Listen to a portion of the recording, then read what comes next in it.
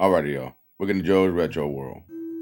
Today, we're gonna be taking a look at a beautiful little mod kit for the original Nintendo controller for your NES. Front loader, top loader, doesn't matter. As long as you can use a regular NES controller, this mod will work for it.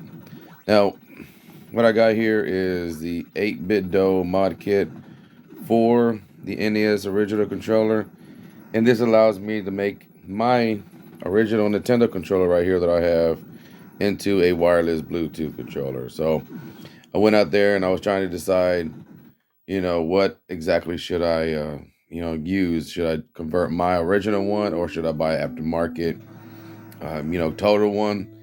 And I went ahead with this choice. Now I did have to purchase the motherboard mod kit itself separate, and then go get the retro receiver right here for the original NES.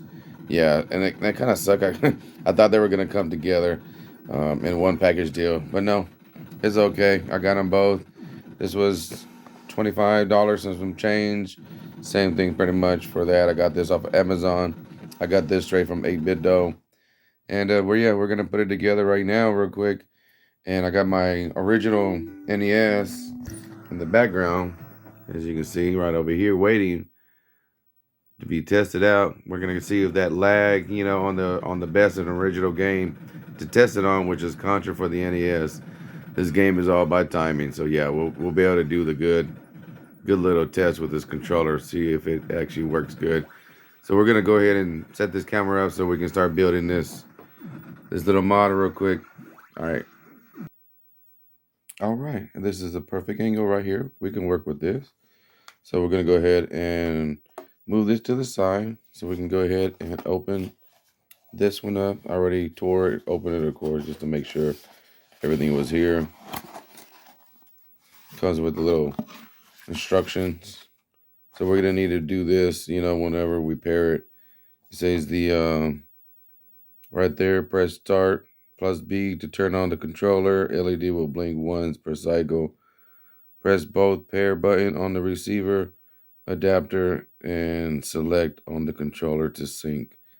So yeah, we'll get to that in a little bit. All right, so let's check it out. Good little instructions. Tells you how to swap over the PCB board, into your original controller. Tells you to remove the 6 screws behind your original controller. It did come packaged nice, so I like that.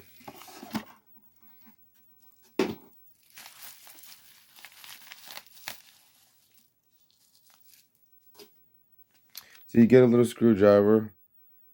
I don't know if it's actually be big enough to remove it just right. Yeah, it actually will be. Okay. So a little screwdriver. Your charging cable. This is going to be a proprietary. Yeah, it's really small. But yeah, that's the charger there for it. Now right here, you actually have to connect this is the charging port with the LED light indicator, so you can know if it's charging and pairing and paired and all that good stuff. We're gonna have to actually plug it up, so the instructions are there. Okay, so we got that. And this is another thing really cool.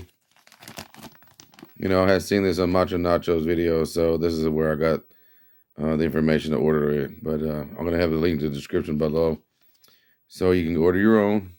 Now, the cool thing is it says, we include this oversized bag so you can safely store your original wire controller PCB forever.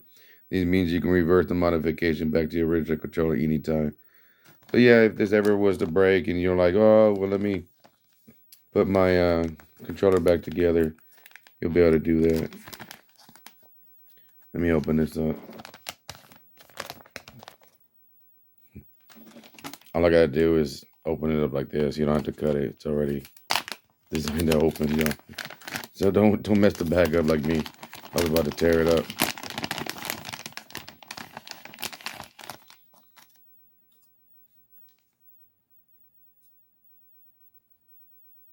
That's really pretty.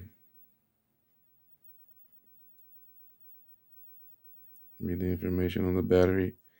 3.7 volts, 180 milliamps. So I don't know how many hours of play of game time. I can't remember. I needed to read up. Yeah, that's pretty nice. That's where you're gonna connect the little that little ribbon thingy. Yeah, we're gonna connect that right there into that. So let me set the camera up so we can go ahead and do this safely without damaging anything. So right here on the PCB, as you can see, this is where we're gonna connect it. So this needs to pop up. So we're gonna come over here and we're gonna pop it up with our fingernail. Boom, just like that. And you can see it, yeah. So this is down, and then this is up. Okay, we're gonna keep it up so that we can insert this ribbon. I have my little ribbon here, and the instructions tells you that it needs to be with the black part facing up. Yeah, it needs to be facing up. Okay. Oh, sorry. So we're gonna push this in. We're gonna try to do it like this. It's a lot easier.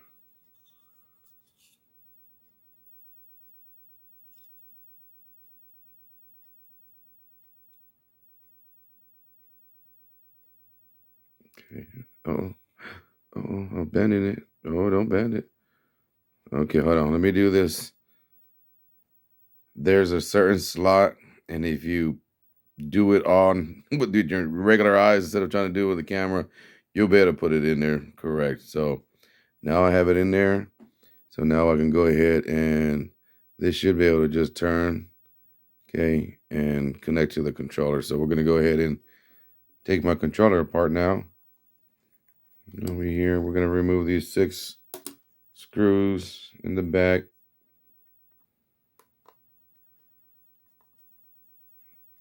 Actually fits perfect. That's cool. All right, so let's do this. Take them all off. All right, so while you're removing the little screws, you do have to press, a little firm so that you don't strip them, okay? So don't be scared to push down as you twist and unbreak them for the first time. Once they loosen, then just go ahead and just put regular pressure and remove it. That way you don't damage yourself or the controller or anything like that, okay?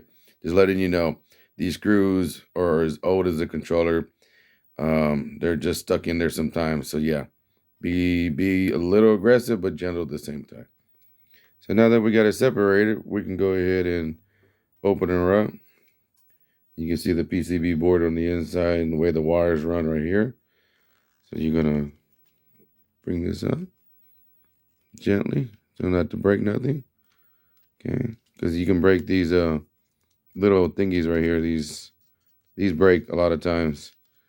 Okay, and we're just gonna pick up the PCB. Now at this time, if you want to go ahead and clean these little pads with a little bit of alcohol and a Q-tip, you can. I already done mine previously, so I'm not going to do it again now. I'm just going to go ahead and lay this PCB board, line it up. Okay. And this should be able to go just like this, right? No. I don't want to damage nothing, but I needed it for it to sit. So let me look at the directions and make sure that I'm putting this correct. Okay, so I came into a little snag. Now the design of this little charger is meant to go in a certain direction and lay in here like this. Let me see if I can do it. Okay. Sideways like that. Sorry. Just like that. Well, as you can see, there's a piece of material that I removed, and that is this piece right here. This little piece right here was blocking me from being able to lay this charging port and light indicator in there. Now, this is from another remote that it broke while I was taking it apart to actually for this project, but it was already broken. So I was like, well, oh, okay. I don't have to actually break my original controller because this one was already broken.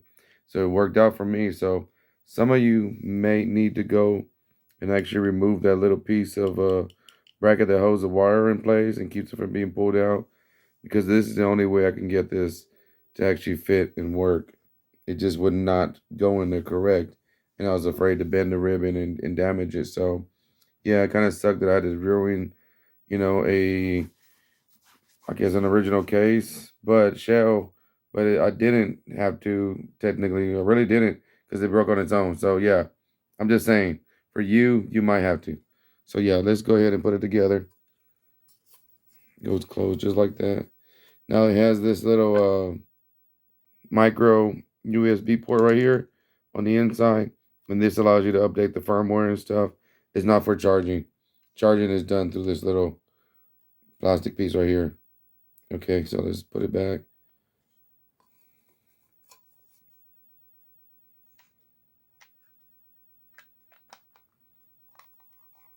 That's cool, y'all. It's so light, so weird feeling. Yeah, let's zip it up and go do some tests. So let's tie up this last screw. And it doesn't come with no screws, so you got to use the original, so be careful not to strip them. All it comes with is a screwdriver and the motherboard, the instructions. So yeah, I guess you would turn it on. Oh, there you go. It's on. So let's go ahead and open up what goes with it. Oh, just sit there. Look at that.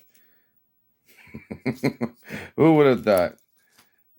Back in the day, I remember I seen a video like in 2008 of some guy modding these using iPhone batteries, and it was able to do like 120 hours, before it was charged again, and it was wireless. He had made it himself, and look, here we are in 2024, and it's just a simple mod that you just pop in. Yeah, it's ready to go. I just need to charge it up a little bit, and then, and it comes with that proprietary little charger cable. So let me show you how to do that real quick. Come on. All right, so it just plugs in right here. Just be gentle.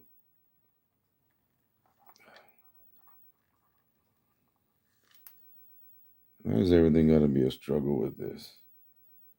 Okay. Man, it goes in really hard.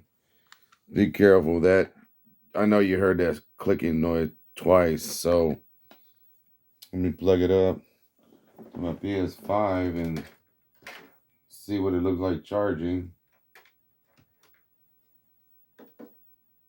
All right, this is what it shows. So I got it there. Now it's a red light. It was a blue light, and now that it's charging, it's a red light. So let's move on while it charges for a little bit. I guess we can look at the little retro receiver. Without this, you can't use the controller. But what's cool about this, y'all, is this. This allows you to pair PlayStation 3, 4, and 5 controllers to it. Yeah, all with use of NES. I need to use with your NES. This is pretty cool. I got this off of Amazon. Came within one day. It has right here a little micro USB cable. This is for updating it, the firmware, because it gets power off of the device. So it just plugs in like that, and you plug it into your computer, and you can start doing the updates. This little red button, that's the pairing button. It'll blink red or blue, whatever. We're gonna go and check it out. There's no instructions. Oh, I guess back here it tells you. It says turn on the controller to enter pairing mode. Press pair button on adapter to enter pairing mode. LED will be solid blue when connection is successful. So let's go hook it up to my Nintendo. So it just plugs up like a regular controller. If you got two of them, you can have two wireless controllers. Okay, so supposed to push it. I guess it's blinking now. It's searching for a controller. So let's grab our other controller, our NES. And the instructions on this said to do, it said press start and B to turn on the controller. Alright, so start and B, turned it on.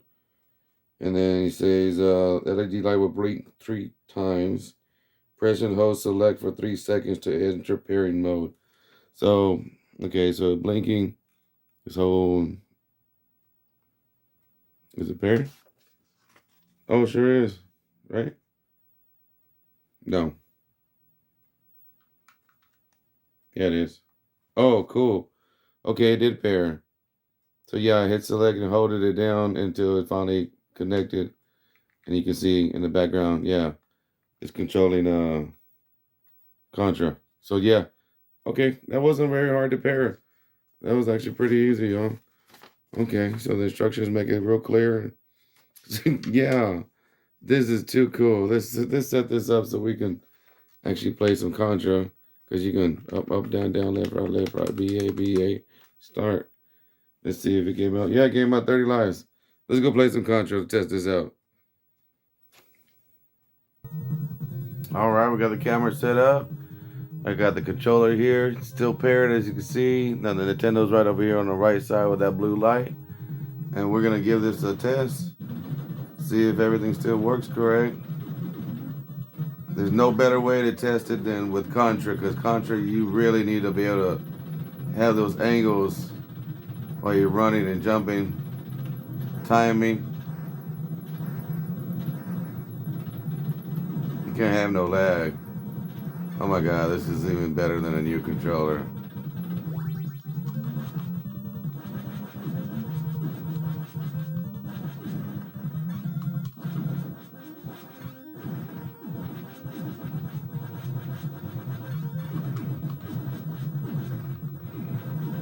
Oh man, I ain't never been this good at Contra. Oh, this wireless controller is awesome. Oh, rapid fire.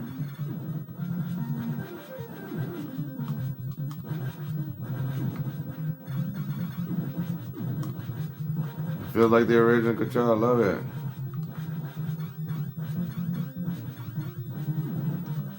I can't tell the difference between the wired one and this one. A lot of people are like, nah, man, I can feel lag or whatever.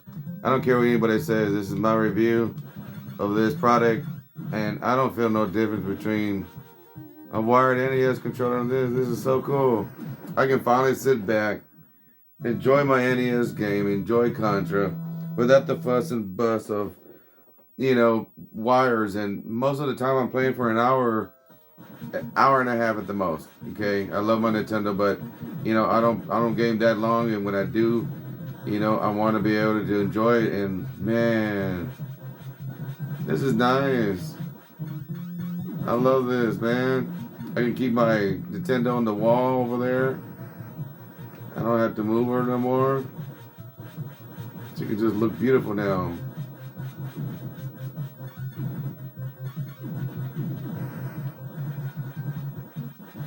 Alright, everything's working like it's supposed to. Now, if I would have gone with one of the other 8BITDO Nintendo compatible controllers, I would have got the feature of turbo, but I wanted my original controller, the look and feel. So this is why I went with this rather than I did with the other 8BITDO controller that has the 4-button layout. I went with this one. That's the only reason why, because I wanted to be able to play with the original controller. Yes, I know some of y'all are going to be putting in the comments, well, that's technically not the original controller. Well, it feels and looks like it to me. And this feels like a brand new controller. It's so responsive. This is nice. I'm going to have to read and see how many hours it is that it'll last. And this little glowing blue light is really cool to look at. I mean, you're sitting there in the dark, you're playing this, And if you can play it on a little small TV, you know, with some headphones, and then you got your little wireless controller and it's just glowing. Oh man, this is too cool. Who would have thought that a Nintendo original NES would have had an awesome wireless controller like this?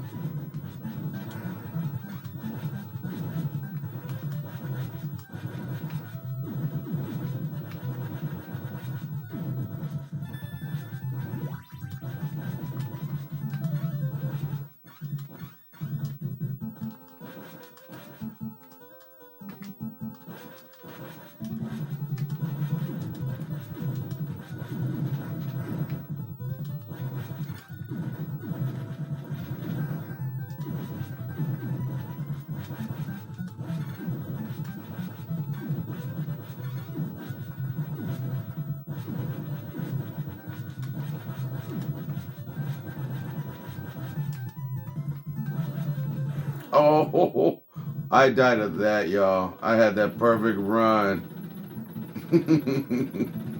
Yeah, that was my own fault for that. I got overconfident. This controller is just making me awesome. This is really nice. This is really cool, y'all. I mean, I seen it on his channel, you know, promoting it months ago, and when I started moving over all my controllers over to it, I said, well, how am I want to do each and every single one? So my next one will be the Sega Genesis. I want a wireless 6-button controller compatible with the original Model 1. So put your suggestion in the comments below and let me know, hey, what models should I test out and buy, you know, for the Sega Genesis Model 1, because I'm loving this 8BITDO wireless mod. Very simple, very easy. And as you can see, it works. It does what it's supposed to do. Okay, y'all. I'm gonna let y'all go. But until next time, peace and much love from Joe's Retro World.